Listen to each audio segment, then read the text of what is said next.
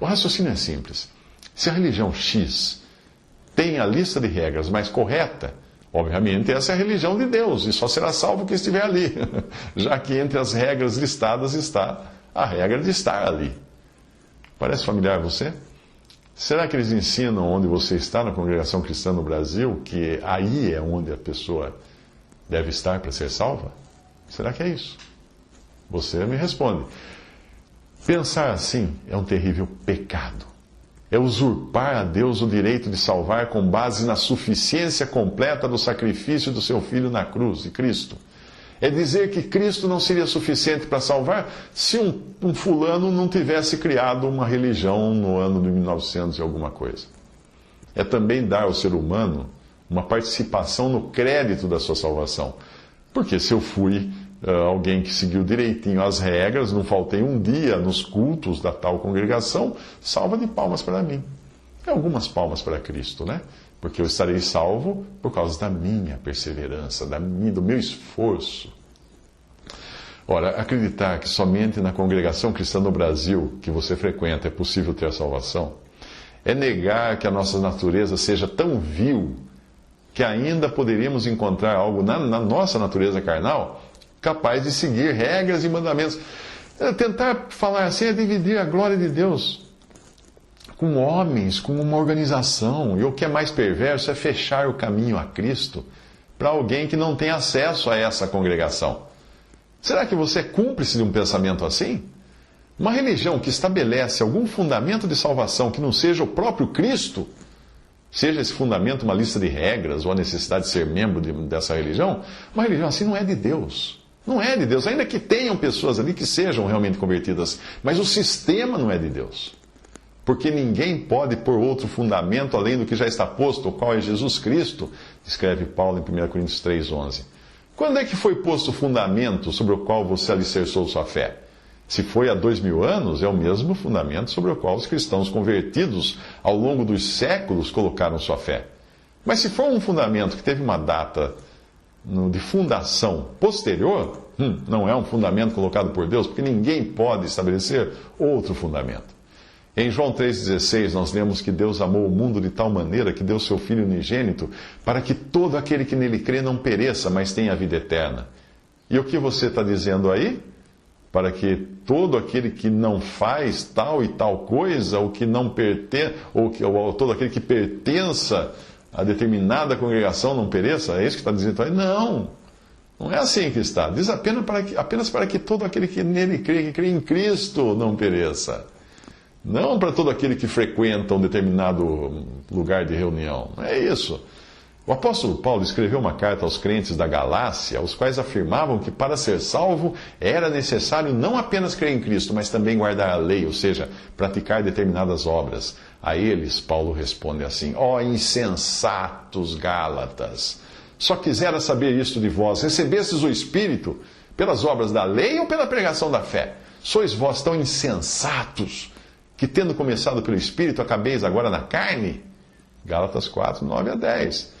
Paulo compara o fato de seguir regras ou a lei para ser salvo como carnalidade. Tanta carnalidade quanto dividir cristãos por diferentes nomes. Só Cristo morreu para nos salvar. Só Ele pode nos salvar, porque Ele morreu na cruz e foi castigado por Deus ali, no lugar do pecador. Todo aquele que crê em Cristo tem a vida eterna, está salvo eternamente.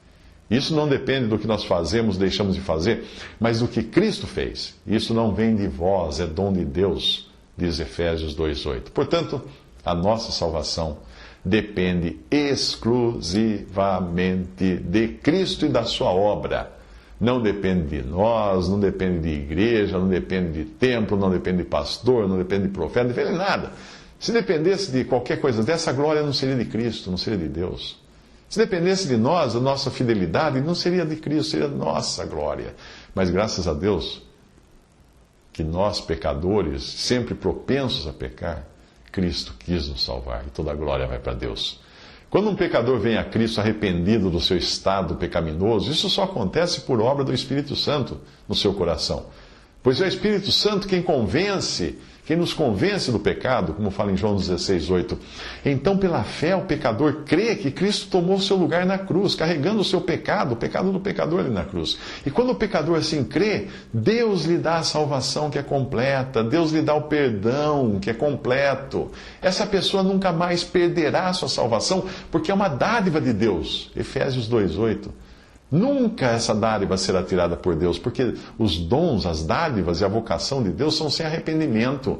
Romanos 11:29, você tem a Bíblia aí, confira. Deus não tira a salvação do crente e ninguém mais pode fazer isso. Porque estou bem certo de que nem a morte, nem a vida, nem os anjos, nem os principados, nem os potestades, nem o presente, nem o porvir, nem a altura, nem a profundidade, nem alguma outra criatura poderá nos separar do amor de Deus que está em Cristo Jesus nosso Senhor, escreveu Paulo em Romanos 8:38 e 39. Bom, eu acho que eu escrevi demais, falei demais, e a minha preocupação é sincera, creia-me. E pondere isso à luz da palavra de Deus, não à luz do que eu ou outra pessoa disser. Peça que Deus esclareça isso para você. E outra vez, não deixe o cérebro na porta da sua igreja lá. Deus ordenou que o que for falado deve ser julgado. E o padrão que nós temos para julgar é a palavra de Deus e o seu Santo Espírito que habita no crente. Antes, eu só me sentia mal de ouvir falar nessas seitas desses pregadores da prosperidade que roubam dinheiro do povo. Essas daí faziam eu me sentir muito mal. Mas hoje, eu me sinto pior quando eu escuto falar da congregação cristã no Brasil. Por quê? Porque esta rouba de seus membros, não o dinheiro, rouba a certeza da salvação. O que é muito mais grave do que roubar dinheiro, como fazem esses picaretas pastores que pedem dízimo na TV e mandam um carnê para a pessoa pagar e coisa do tipo. Vende CD e vende não sei o que na TV para sustentá-los, sustentar suas fortunas. Mais grave que isso é roubar a certeza da salvação das pessoas. E eu passei a pensar assim, em relação a essa denominação, Congregação Cristã no Brasil, depois de conhecer irmãos que abandonaram essa organização e passaram a congregar somente ao nome do Senhor. E agora eles dizem claramente que foi como se tivesse tirado uma tonelada de peso das costas. Eu conheci até um rapaz que ficou mentalmente perturbado, depois que disseram para ele que por causa do adultério que ele tinha cometido quando estava nessa religião, ele não tinha mais perdão e estava destinado ao inferno. Isso afetou inclusive a sua mente. Hoje ele tem problemas por causa disso. Também é digno de nota o fato de que essa seita, Congregação Cristã no Brasil, recentemente alterou a sua regra de fé. Ela tem uma liderança lá em São Paulo, e essa liderança toma as decisões e daí todo mundo reza segundo aquela cartilha. Como ela alterou? Ela deixou de considerar a Bíblia a palavra de Deus e passou a dizer que a Bíblia apenas contém a palavra de Deus.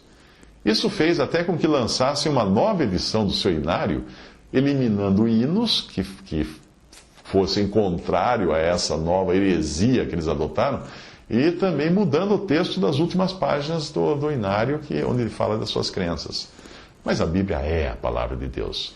Quem argumenta que a Bíblia só contém a palavra de Deus é porque quer dar margem para seus falsos profetas se apresentarem num púlpito e falarem assim: agora eu vou trazer para vocês uma revelação de Deus, que nem está na Bíblia, não é?